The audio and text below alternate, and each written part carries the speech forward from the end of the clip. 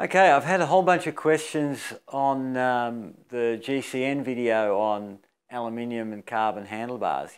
Have I seen it? What's my take on it? Blah blah blah. So what I thought I'd do, I'll make a bit of a video here, just sort of showing you, some of the things that we see in typically carbon handlebars, and then make a few comments on the GCN video. So what I'll do, I'll just take the camera off the tripod just quickly, and I'll show you the bars that we've got.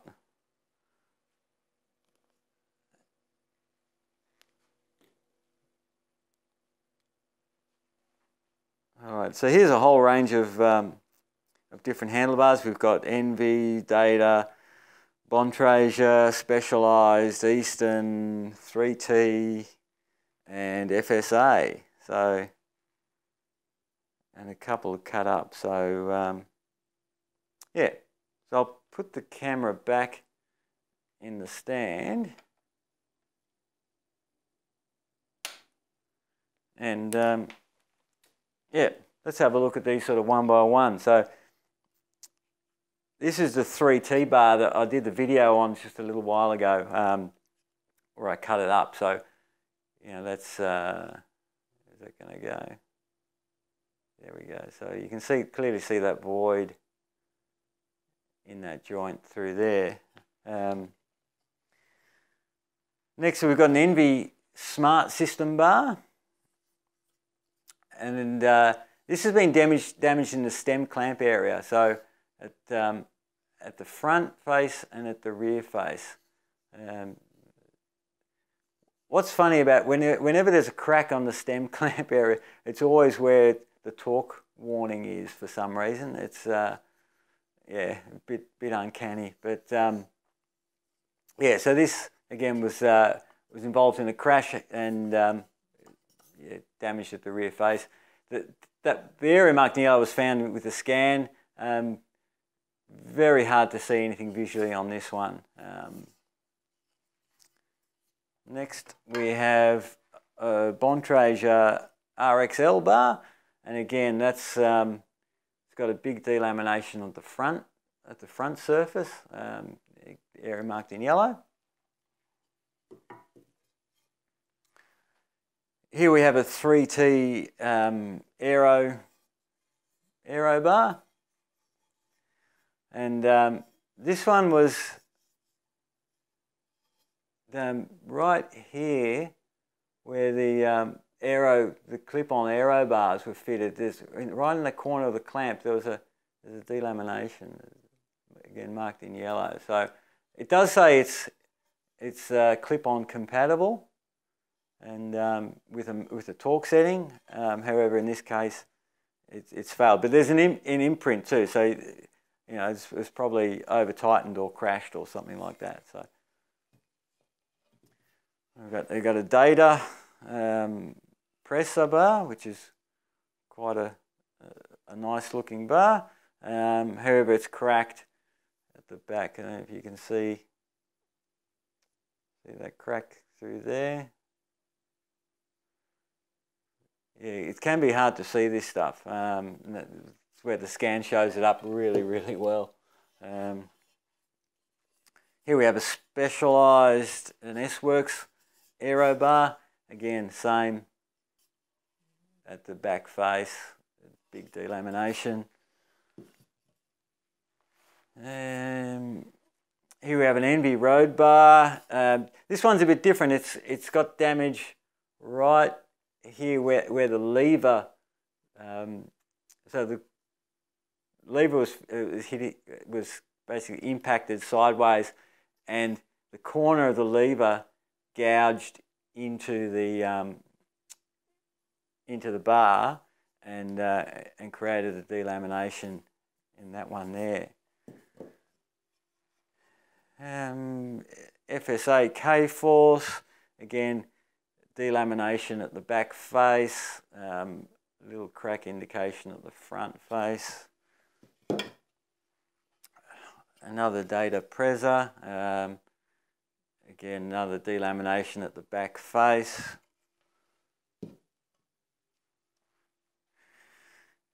a specialised bar, and the whole drop basically got snapped off. So what can happen there is, and it's on this 3T bar. You can see that that's all broken through there. If we go back to this cut up one, you can see just the variability in the wall thickness and compaction and a bit of wrinkling and stuff right in that region there, and that's sort of the same area where it's failed. And so there's that bonded joint where you've got the drop being bonded to the top section, so they can change. It makes them, from a production point of view, it's much easier to have different models that way. You just make the drops separately and bond them together. But you can see the variability, and I'll show you another one, which dropped on the ground. I'll show you another one. This is an eastern one, and again you can see the variability through that region. Also a whole bunch of voids in that, through the drop section through there, and the adhesive voids and stuff like that. So that's just like a small sample of some of the stuff that we've had come through recently. So going back to the GCN video, a couple of points, I suppose, about their test protocol. So you had the fatigue testing, and they're testing aluminium versus carbon bar and fatigue, and said the carbon bar was superior, which is what we would expect. I mean, aluminium has been replaced by carbon in the aircraft industry for two reasons: better fatigue life, better corrosion resistance. So that's what's driving carbon as a material in the aircraft industry. So we fully expect it to be high performing in fatigue, that in that sort of test. The other thing to note was that the carbon bar was an aero type bar with internal cable routing, etc., and the aluminium bar was just a traditional sort of round tube bar. So you don't see aluminium bars with internal cable routing very often. Like, you might see some aero, like time trial base bars, which are much heavier wall thickness, where the weight isn't as critical, but a lightweight road bar, you won't see an aluminium one with holes in it that's reliable. It just doesn't happen.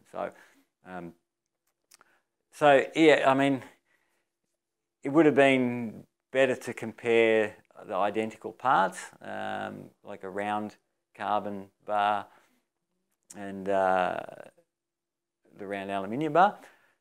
However, like typically with a carbon product, because it does have such good fatigue life, typically,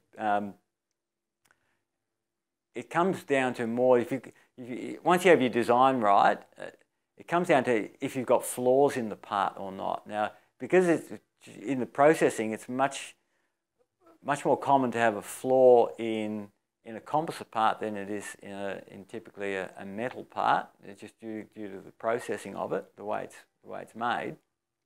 A more representative test really is finding the flaws in each individual part. So having one part pass a fatigue test, you can't then say, oh, they're all going to be like that, because if you have flaws in a part in a critical area, that's going to significantly change the strength and the fatigue life of the part. So something to keep in mind, that it's you're having one bar pass and do fantastic in one carbon bar do fantastic in a fatigue test doesn't mean they're all going to be. You need that quality assurance through each individual part to make sure it doesn't have flaws.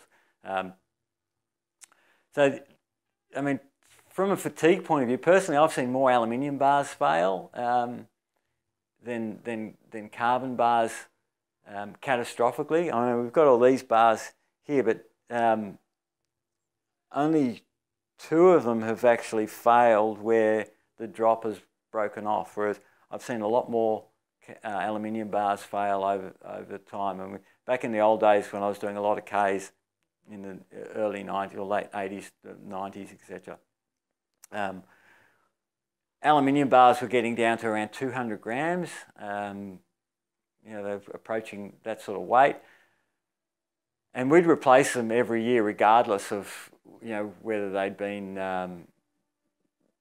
whether they looked like they needed replacing, whether they cracked or just like usually. It was, in those days, you just knew you replaced your bar because you're doing the Ks on them. So, and if you crash, obviously, you know, you'd replace it then. But what's happened, so since the carbon bars have come into the market, the weight of the aluminium bar has crept back up, and it's, you know, it's 250 grams plus now is sort of a standard weight for an aluminium bar. So, so the whole sort of fatigue thing, it's a little bit meaningless from a carbon point of view, and then from an aluminium point of view, it's a design thing, and we all know that aluminium fatigues. So it's there's little things you can do to make it better, but yeah.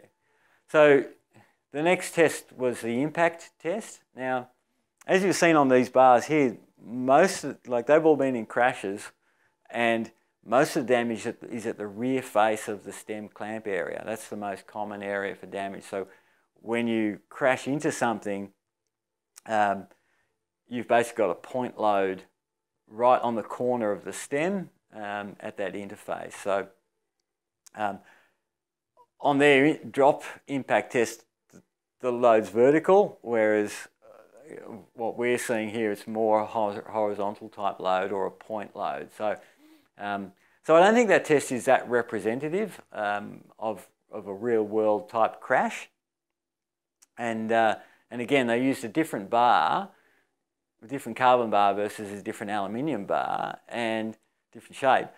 And the carbon bar failed at the holes for the cable routing, which is not surprising. That's where you'd expect it to fail.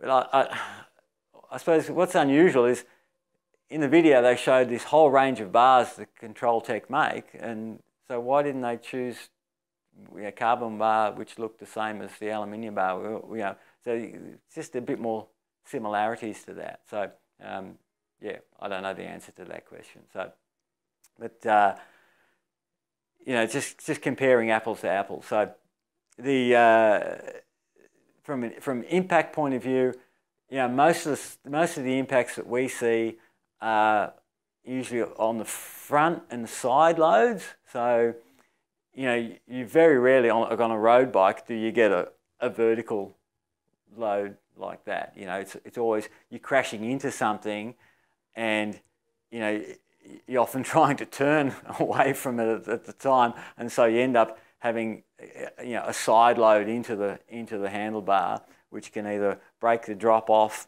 or do the delamination to the stem like we've shown. So, you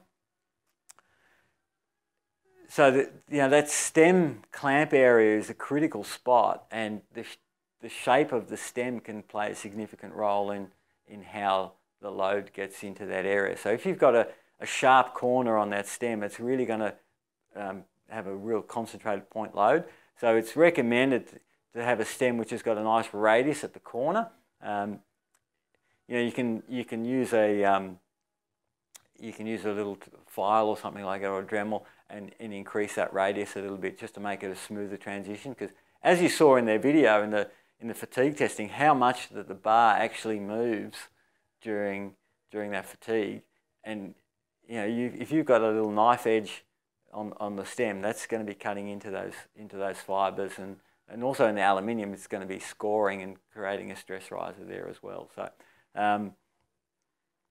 yeah, so that's you know, that's the other thing. So I don't think that drop test was really that relevant. I know it's an industry standard test and all that sort of stuff, but I think it's more important to have tests which are representative of the actual failures that are happening in the field. You know, it's that's a good test replicates what's happening in the field. You know, that's the bottom line. So